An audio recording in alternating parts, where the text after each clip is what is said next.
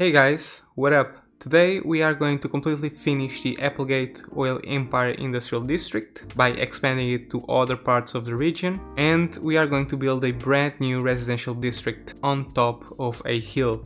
Stay tuned and enjoy.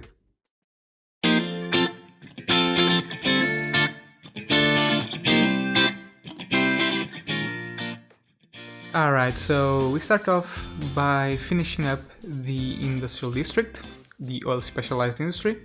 We have reached level 5 between the last episode and this one, so I'm just adjusting the layout and build everything to its final form.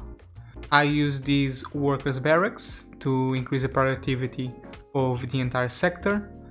I relocate the oil reserves or the oil tanks, and I also place these buildings alongside the avenue that increase the storage capabilities of our oil tanks.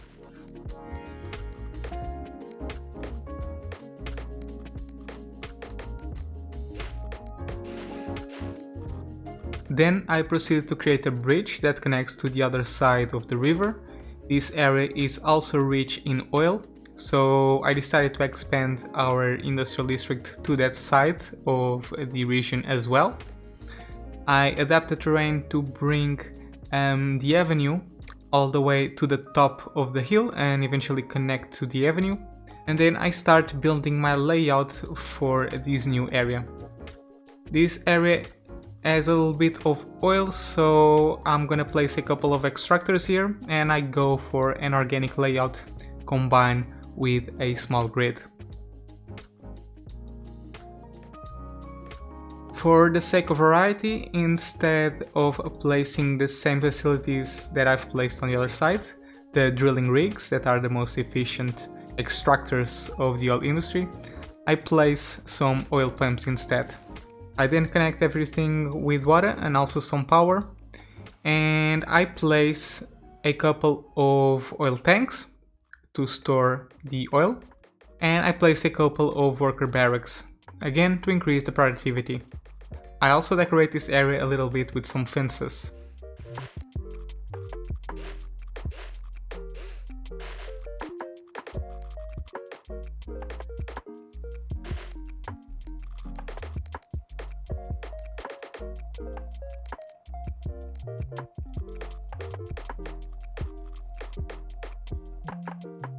Because we have such a big supply of oil, I decide to build a couple of oil power plants nearby, as they can get their oil directly from the industry instead of importing it from outside the city, which makes the maintenance cost much cheaper than if I didn't have an oil industry, for example. Going back to the main area of the industry, I make room for another unique factory. This time is the household plastic factory. This factory only requires materials from the oil industry, so petroleum and also plastics, so it's a very nice addition to this industrial district. I also place a small yard to store the unique products that this factory produces. I then decide to zone some generic industry, and I use fences to limit the places where buildings can spawn, and therefore I can control in which roads I want my buildings to grow on. These fences also work as decoration.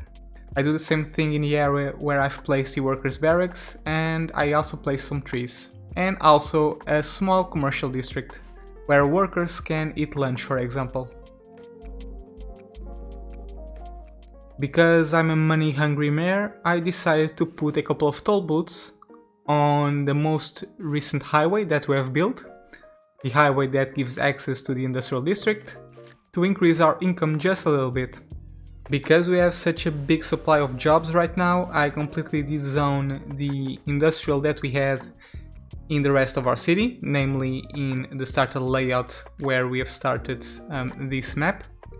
Later on I'll convert this into a residential neighborhood or something. Right now I just want to encourage people to go work at our farming industry and also at our oil industry. I then start planning our new residential layout that we are going to build here, and it's going to be the major focus of this video. I start off by connecting the avenue on the industrial district to the avenue that is right on top of this highland. to provide local access between the residential and also the oil industry, and I then start building my layout.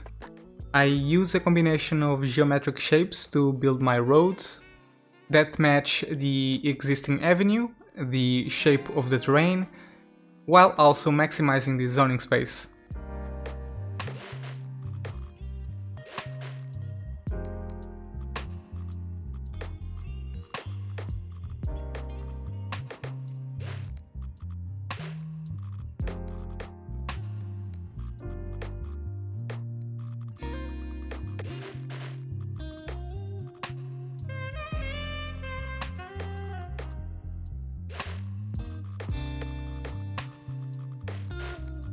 I also extend the cycling road that we have on Tadima district, and I bring it all the way to this new neighborhood.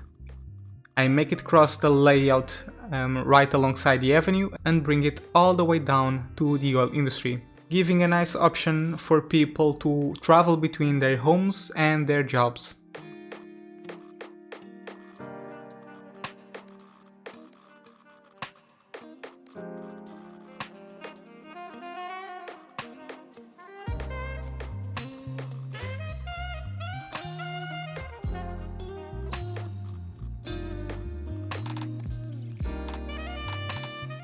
When the basic structure and foundation of the layout is built, I then upgrade all my roads, connect everything with water and also power, and then I start working on the zoning.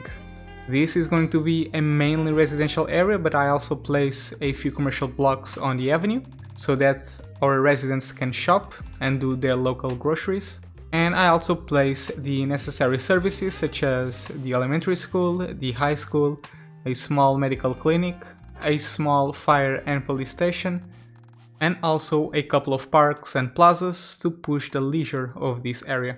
Some of these parks include a couple of tennis courts right next to the cliff, a skating rink and a basketball course right next to the elementary and high school, and also a custom-made park in the empty area between the residential and also the shops.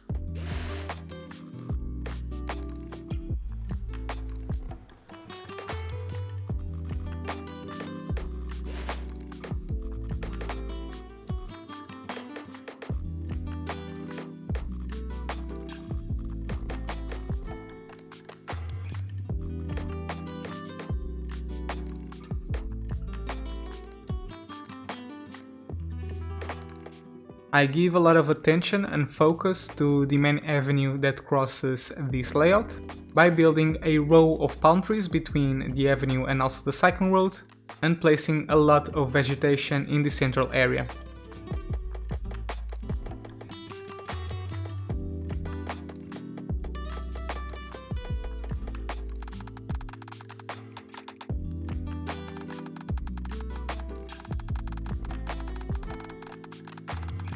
Finally, I finish the whole thing by working on the decoration. I give a lot more attention to certain areas, for example the custom-made park, where I place a variety of bushes and also trees to create that deep texture and also contrast. And also on other areas, for example on the houses right next to the cliff, I provide a little bit of safety by placing some fences. I also reach a population milestone while I'm doing this.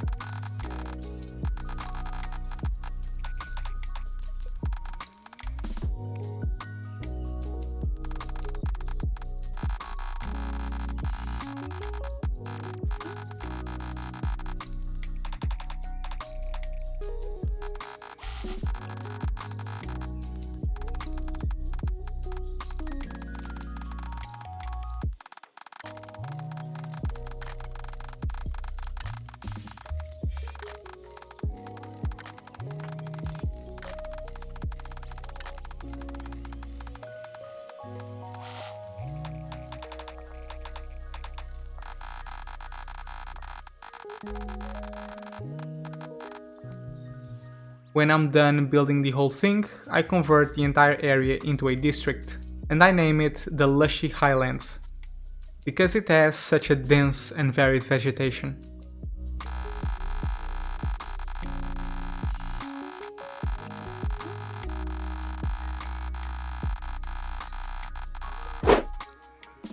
Alright fellas, we're pretty much done with building for this video. Let me show you a little bit what we have accomplished so far. So if I go into my industrial layout, my new one, we can see that I've built this set of workers' barracks.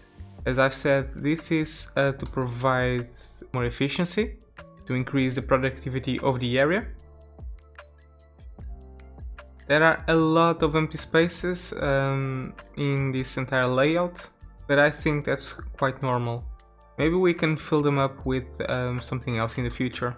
For this particular area, I have indeed zoned some generic industry, but it seems that buildings haven't started spawning yet.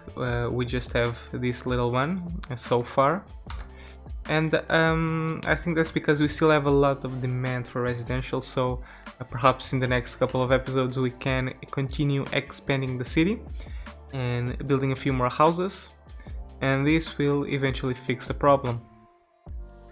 Regarding traffic, we have a lot more activity right now, namely at the entrance of the layout on this avenue and also on the cargo train station.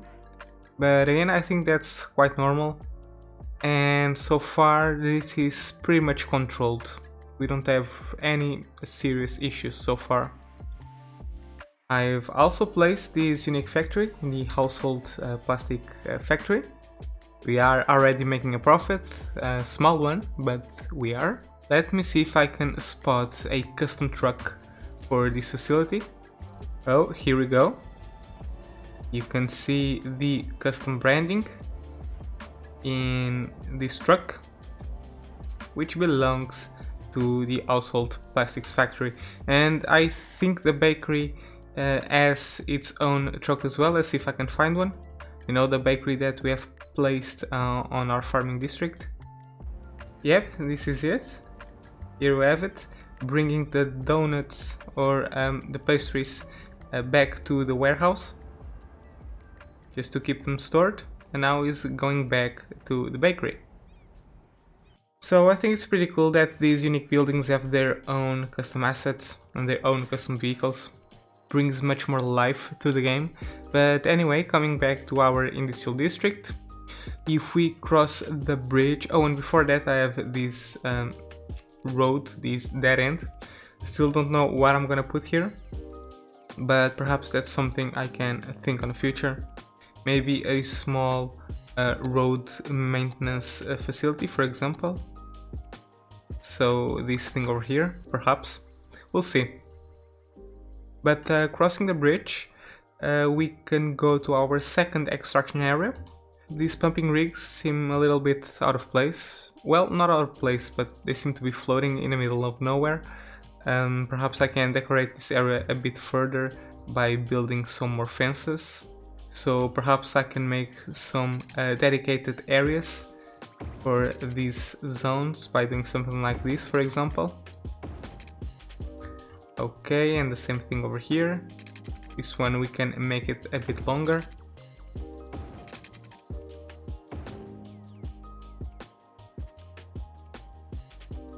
And the same thing throughout the entire layout.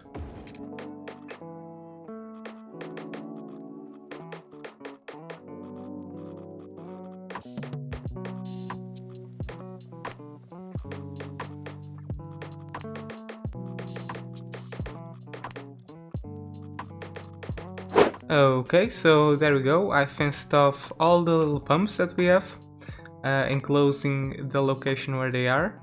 Not really sure how realistic this would be. Usually these kinds of things are set in the open air, but it helps to set out the decoration of this region, which I do quite enjoy. I've done the same thing over here by providing a little bit of fences next to these workers' barracks and setting its own particular footprint on the layout. Over here on this area we have the oil power plants, which are providing power. They are right next to our extractors and also right next to our oil tanks, so that trucks can bring the oil to the power plants without any particular issue.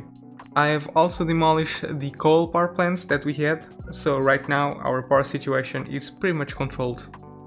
Moving out of the oil district, we can take a look at the toll booths that we have built during the time-lapse.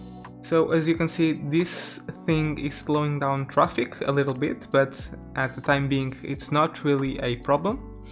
Let me check how much money these facilities are making us. So if I go into the remote maintenance panel, you can see that we're making a total of about 200 simoleons, which is not much, but it's something.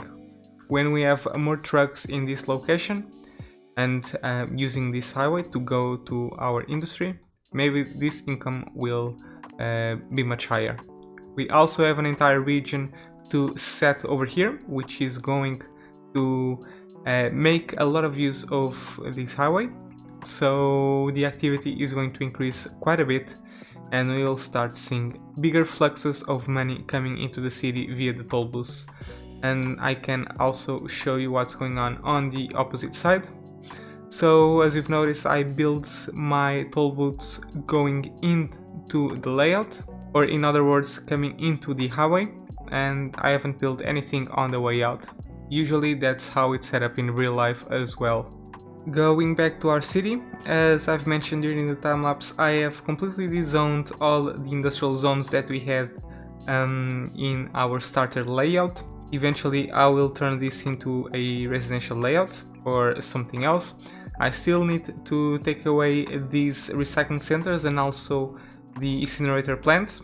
So when I'm building the dedicated layout for these types of services and I take them away from here and this area becomes a lot less polluted, I can start working on this neighborhood. Another thing that I've done was create a specific district to this region. This was the only area in our city that was not yet set out to be a district. What I've done is pretty much expanded the Tadima coast that we had on the right side and I brought it all the way to this area.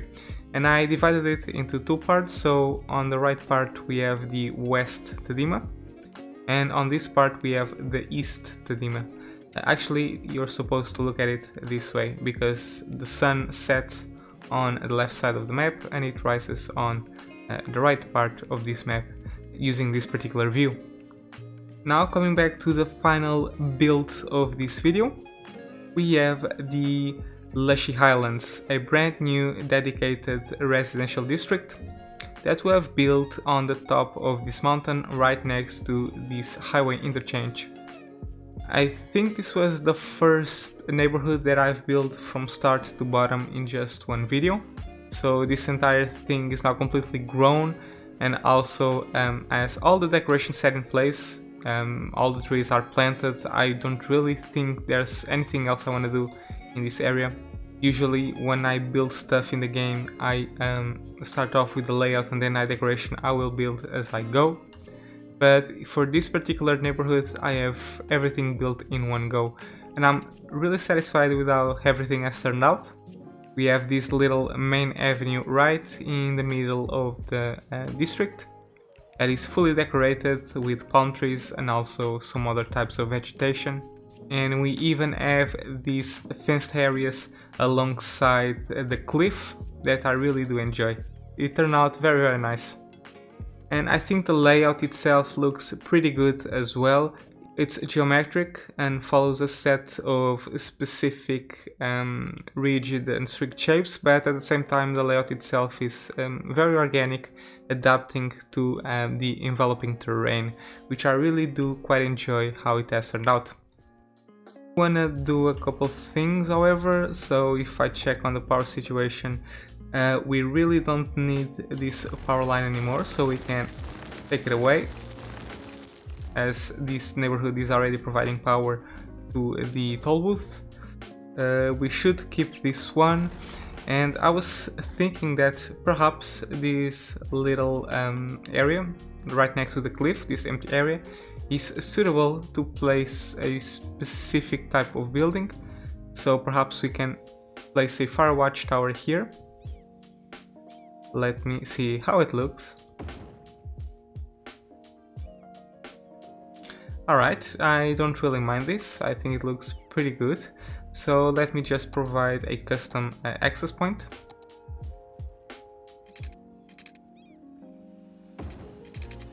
This is only for decoration, you don't really need to do that sort of thing, but here you have it. This is quite a tall location which provides a very good view of the overall area and makes it easy to spot forest fires. But anyway guys, that's going to be it for this video. Thank you so much for watching, and I hope to see you again in the next one where we are going to expand our city even further. Take care, and as always, have fun.